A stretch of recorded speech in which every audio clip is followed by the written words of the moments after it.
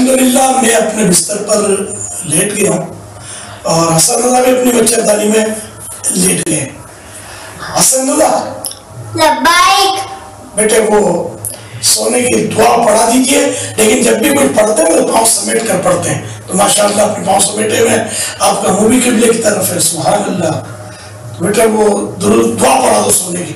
सल्लु अलल हबीब सल्लल्लाहु अला मुहम्मद अल्लाहुम्मा बिस्मिका अमूतु व अहया सल्लु अलल हबीब सल्लल्लाहु अला मुहम्मद।